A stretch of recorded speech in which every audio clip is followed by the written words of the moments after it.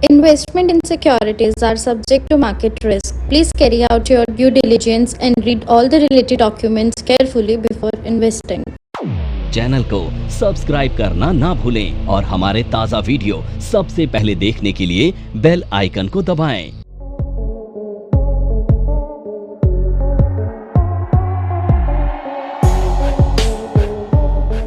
तो क्या mutual fund से भी ज़्यादा डायरेक्ट पैसा कहीं पे बनता है? तो वो एसेट क्लास है इक्विटी, और आपको इक्विटी में क्यों जाना चाहिए उसकी खूबियों की बात करेंगे। तो अभी तक हमने बाकी चीज़ों को डिस्कस किया, अब हम इक्विटी की बात करते हैं कि इक्विटी में अगर हम इन्वेस्टमेंट करते हैं तो हमारे पास क्या क्या एडवांटेज होते हैं। तो कुछ डिस्कस करते हैं यहाँ पे, ठीक है। बताइए, आप अगर इक्विटी में पैसा डालते हैं तो क्या क्या आपको लगता है कि एडवांटेज आपके पास होते हैं? हायर रिटर्न मिलते हैं यहाँ पे, सबसे पहला तो यही रीज़न है। दूसरा रीज़न क्या हो सकता है? वेरी गुड, सबसे पहली चीज़ यहाँ पर आप 1 रुपए से भी इन्वेस्टमेंट कर सकते हो, ठीक है ना। तो यानी कि यहाँ पर कोई लिमिट ही नहीं है इन्वेस्टमेंट की, 1 रुपए का भी एक शेयर खरीदा जा सकता है, पर 1 रुपए से आप कहीं और तो इन्वेस्ट कर ही नहीं सकते। और बताइए, इजी वे में कर सकते हैं। Okay, very good. तो यहाँ पे हम ये कह सकते हैं कि आप यहाँ पर बोल सकते हैं कि टाइम बाउंडेशन नहीं है, टाइम लिमिटेशन नहीं है, ठीक है। फ्लेक्सिबिलिटी है, टाइम की फ्लेक्सिबिलिटी है, बिल्कुल फ्रीडम है। और क्या हो सकता है? फिक्स्ड इनकम के लिए यहाँ पे डिविडेंड मिलते हैं, अच्छी कंपनी आपको पता होगा डिविडेंड देती है ना। तो यहाँ पर डिविडेंड इनकम भी होती है जो कि फिक्स्ड होती है, फिक्स्ड इनकम बोल सकते हैं। अब कई लोग एफडी में पैसा डालते हैं सोच के फिक्स्ड मिलेगा, तो उनसे बेहतर तो यही है, ठीक है। आ रहा है समझ में? और सोचिए क्या हो सकता है, ये हमारे लिए है, मतलब ये यूनिवर्सली सब पे लागू नहीं होता, तो वो चीज़ें जो सब पे लागू होते हैं उनको हम डिस्कस कर रहे हैं। सोचिए और क्या हो सकता है? कंपाउंडिंग, बिल्कुल ठीक है, हायर रिटर्न का ही पोर्शन हो गया, पर वो भी है ना एक तरह से।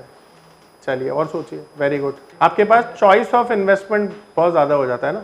पर इक्विटी को हम एक एसेट क्लास की तरह ले रहे हैं, तो इक्विटी मतलब इक्विटी, ट्रांसपेरेंसी है, टेक्नोलॉजी फ्रेंडली है, है ना।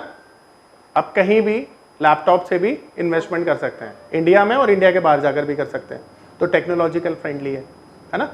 तो टेक्नो फ्रेंडली बोल देते हैं इसको।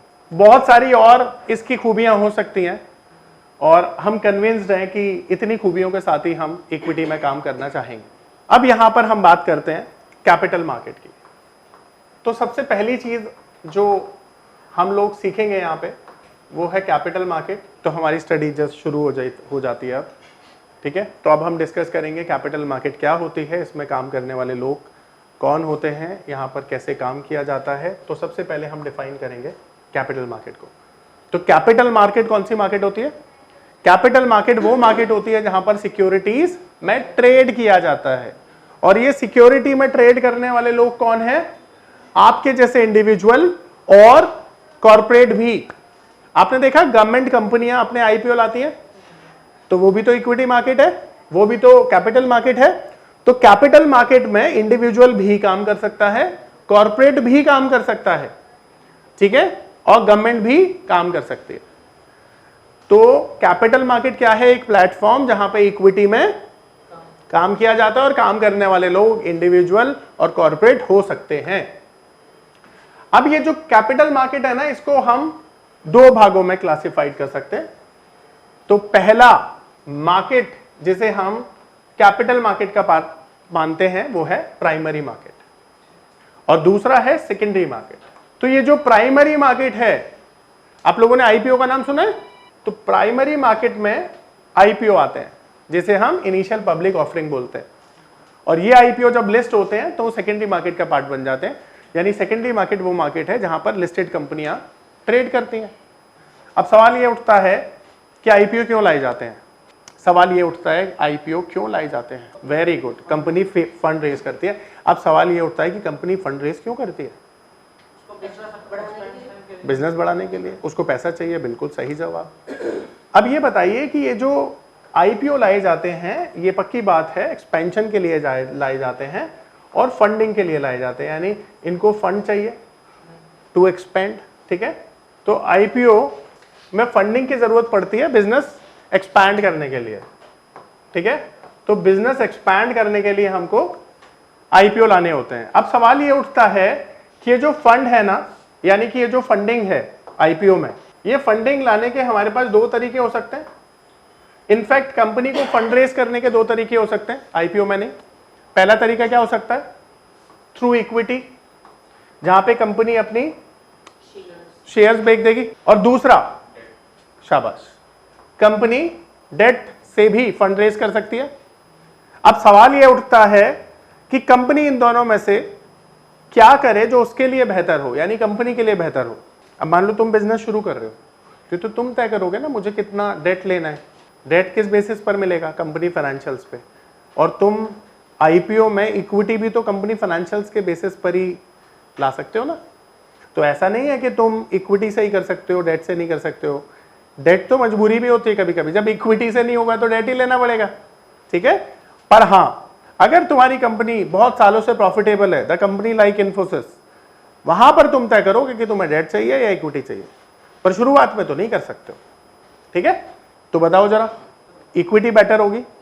और बहुत सारी चीजें देखिए, मान लेते हैं आपने 1000 करोड़ का डेट लिया और 1000 करोड़ की आपने इक्विटी से फंड रेज किया, तो अब ये जो डेट है ये तो लाइबिलिटी है, ये तो कंपनी को वापस देना पड़ेगा। मान लेते हैं कंपनी का बिजनेस फेल हो जाता है 1000 करोड़ रेज करने के बाद, तो जब कंपनी फेल हो जाएगी तो कंपनी को पैसा वापस देने की जिम्मेदारी है, और अगर कंपनी का पैसा नहीं दिया जाएगा तो जो प्रमोटर्स होंगे उनको जेल में डाल दिया जाएगा, ऐसा ही नियम है, या उनसे किसी भी तरह से रिकवर किया जाएगा वो पैसा।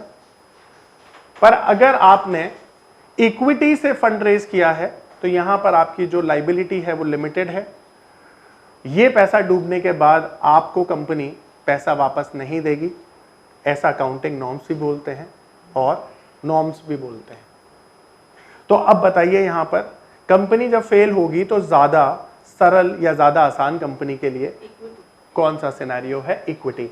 तो इसीलिए अधिकतर कंपनियां लिमिटेड लाइबिलिटी के साथ जाती हैं और इक्विटी से फंड रेज करती हैं, ठीक है।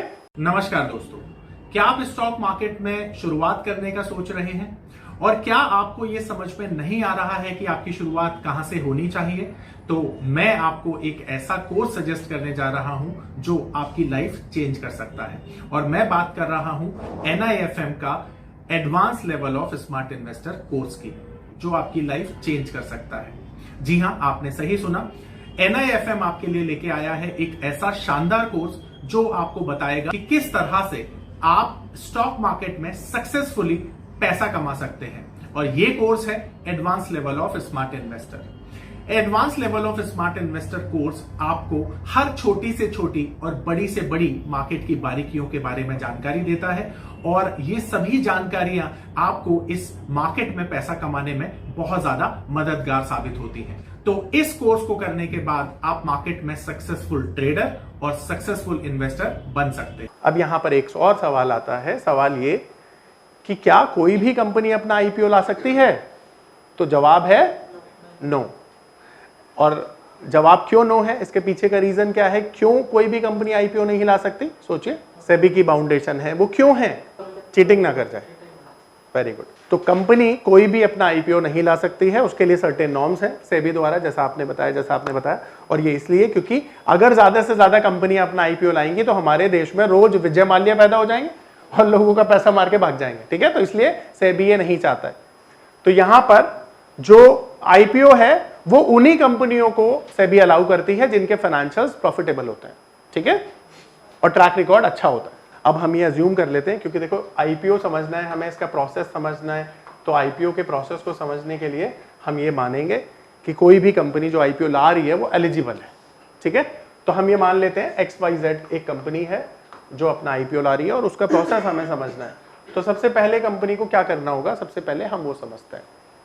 देखो, जब आप लोग जॉब करते हैं ना, या आप बिजनेस करते हैं ना, तो जब फाइनेंशियल ईयर एंड होता है तो उस फाइनेंशियल ईयर के एंड में आपकी इनकम कैलकुलेट की जाती है और उस इनकम पे आपको टैक्स देना होता है, ऐसे ही देना होता है। अब वो जो टैक्स है आप उसे जब फाइल करते हैं तो आपकी मदद कौन करता है? आपका अकाउंटेंट या सीए, क्योंकि आपको तो उसके बारे में कोई पता नहीं है। तो ठीक इसी तरह से वो आपका टैक्स मेंटोर है, आपका सीए और आपका जो भी अकाउंटेंट है। ठीक उसी तरह से इस आईपीओ लाने के प्रोसेस में जो कंपनी है इसको नहीं पता कि आईपीओ किस तरह से लाया जाता है, तो इसको मेंटोरशिप कौन देता है? Merchant banker. ठीक है, तो आईपीओ प्रोसेस में जो मेंटोरशिप देता है आईपीओ कंपनी को, उसे हम कहते हैं मर्चेंट बैंकर। तो मर्चेंट बैंकर को हायर करना पड़ता है इस कंपनी को। ठीक है, तो ये मर्चेंट बैंकर जो है, तो आईपीओ के प्रोसेस में ये जो मर्चेंट बैंकर है ये हेल्प करेगा किसको? इस कंपनी को। अब यहां पर समझने वाली बात ये भी है कि क्या ये जो अच्छा मर्चेंट बैंकर को लीड मैनेजर और इन्वेस्टमेंट बैंकर भी बोलते हैं। ठीक है, अब ये जो मर्चेंट बैंकर है ना, ये अपने इस काम के लिए क्या करता है? एक फी चार्ज करता है। ठीक है, तो वो कितनी होती है? 1% to 3% of total IPO size. अब ये जो टोटल आईपीओ साइज है, एग्जांपल के तौर पर मान लेते हैं हम 1000 करोड़ है, तो मिनिमम साइड पे कितना है? 1%। मैक्सिमम कितना है? तो अगर हम मैक्सिमम लगाएं तो कितना हो गया? मिनिमम हो गया 10 करोड़ और मैक्सिमम कितना हो गया? 30 करोड़। इतना ही तो चार्ज कर सकता है। इस तरह से ये जो आईपीओ प्रोसेस है इसकी शुरुआत होती है। अब साथ ही साथ ये जो मर्चेंट बैंकर है क्या करता है? एजुकेट करता है कंपनी को। ठीक है, किस बारे में? मार्केट नॉर्म्स के बारे में, मार्केट के बारे में बताएगा, देखो तुम्हें ये करना पड़ेगा। ठीक है, तो मर्चेंट बैंकर क्या करता है? ठीक है, मार्केट नॉर्म्स के बारे में इसे एजुकेट करता है। यहां तक सबको समझ में आ रहा है? कोई डाउट है प्लीज पूछ लो, आगे चलें। अब इसके बाद ये जो आईपीओ है ना, ये ओपन हो जाता है। ये 3 दिन के लिए ना आईपीओ ओपन किया जाता है। अब आईपीओ में जब ओपन हो जाता है ना आईपीओ, तो आईपीओ में 3 तरह की कैटेगरीज होती हैं इन्वेस्टर्स की। तो 3 कैटेगरी कौन सी है आईपीओ में इन्वेस्टर्स की? अब उसे समझते। तो सबसे पहली जो कैटेगरी होती है ना, उसे हम कहते हैं रिटेल कैटेगरी। जी बिल्कुल। अब ये जो रिटेलर है, ये पता है कौन है? ये वो इंडिविजुअल है जो अप टू 2 लाख तक की एप्लीकेशन आईपीओ में लगाता है। ठीक है, दूसरी कैटेगरी होती है एचएनआई, हाई नेटवर्थ इन्वेस्टर कहा जाता है ना, और इसकी भी 2 कैटेगरी होती है, एक स्मॉल कैटेगरी और एक बिग कैटेगरी। तो स्मॉल कैटेगरी में क्या होता है? 2 लाख से लेकर 10 लाख तक इन्वेस्टमेंट किया जाता है, और यहां पर बिग में अबव 10 लाख किया जाता है। ठीक है, और तीसरी कैटेगरी होती है जिसे हम कहते हैं इंस्टीट्यूशन या एंकर बोल सकते हैं। अब ये जो एंकर कैटेगरी है, यहां पर 2 तरह के लोग हैं जो इन्वेस्टमेंट करते हैं। पहला है DIIs यानी डोमेस्टिक इंस्टीट्यूशन इन्वेस्टर्स। ये वो कैटेगरी है जहां पर हमारी म्यूचुअल फंड कंपनियां या जो इन्वेस्टमेंट कंपनियां हैं, वो सभी लोग इस कैटेगरी में आती हैं और वो आईपीओ में अपना पैसा डालती हैं। और दूसरी जो कैटेगरी है वो है फॉरेन इंस्टीट्यूशन इन्वेस्टर्स, यानी विदेशों से आने वाले म्यूचुअल फंड इन्वेस्टमेंट हब जो यहां पर इंडिया में पैसा डालेंगे। अब ये जो एंकर इन्वेस्टर है ना, इनको जो आईपीओ में अलॉटमेंट होता है ना, वो इन दोनों से पहले ही हो जाता है। और एक कंडीशन और होती है कि जो एंकर इन्वेस्टर है ना, ये अगले, अब आईपीओ में ना अलॉटमेंट होते ही रिटेलर अपना पैसा निकाल सकता है, एचएनआई अपना पैसा निकाल सकता है, पर जो एंकर इन्वेस्टर है ना, उसका कैपिंग पीरियड होता है, यानी उसका मिनिमम टाइम होता है टू एग्जिट, और वो टाइम कितना होता है? Depend 30 days to 90 days. अब ये अलग अलग होता है, किसी के लिए ये 30 है और किसी के लिए 90 है। तो अलॉटमेंट के बाद 30 दिन और 90 दिन तक ये अपनी होल्डिंग को नहीं बेच सकते हैं। क्यों नहीं बेच सकते हैं? क्योंकि अगर ये बेचने के लिए आएंगे तो मार्केट नीचे आ जाएगी। ठीक है, to protect the retailers wealth, ये ऐसा इसलिए किया जाता है। ठीक है, आ रहा है यहां पे समझ में? नमस्कार दोस्तों, मैं अरविंद शर्मा आप सभी का स्वागत करता हूं हमारे स्पेशल कोर्स में जिसका नाम है पावर ऑफ नंबर्स। आपने गेम थ्योरी के बारे में तो सुना ही होगा, आपने सुना होगा एलियट वेव थ्योरी के बारे में। यह दुनिया की सबसे तीसरी ऐसी बड़ी थ्योरी है जिसे हमारी टीम ने 10 सालों की कड़ी मेहनत के साथ डिकोड कर लिया है। यानी कि यह नंबर थ्योरी इतनी पावरफुल है कि इसे करने के बाद चाहे आप इन्वेस्टिंग करते हैं या आप करते हैं ट्रेडिंग, आपका जो अनुभव होने वाला है ट्रेडिंग और इन्वेस्टिंग के दौरान वो इतना बेहतरीन होने वाला है कि आप देखेंगे कि आप मार्केट से हर रोज पैसा कमाएंगे, हर दिन पैसा कमाएंगे। ये पावर ऑफ नंबर थ्योरी इतनी बेहतरीन थ्योरी है कि इसे करने के बाद आप एक अलग अनुभव करेंगे और आपको लगेगा कि शायद इसी चीज की आपको तलाश थी। बहुत सालों की ट्रेडिंग के बाद, इन्वेस्टिंग के बाद आपको शायद ऐसे प्रोडक्ट की जरूरत थी जो मार्केट में आपको वो कॉन्फिडेंस दे पाए, जिस कॉन्फिडेंस के साथ आप रोज पैसा कमा पाए और जितना आप चाहें उतना पैसा कमा पाए। तो हमारी ये जो पावर ऑफ नंबर थ्योरी है, ये आपको आपकी सभी इच्छाओं को पूरा करने के लिए है। और आप देखेंगे कि इस थ्योरी को करने के बाद जो आपका कॉन्फिडेंस है, आपकी जो एक्यूरेसी है, आपकी जो क्षमताएं हैं मार्केट से पैसा कमाने की, वो बहुत ज्यादा बढ़ जाएंगी। और आप देखेंगे कि जो आपने आज से पहले अनुभव नहीं किया था अपनी ट्रेडिंग के दौरान या इन्वेस्टमेंट के दौरान, आप इतना बेहतर अनुभव करेंगे इस कोर्स को करने के बाद।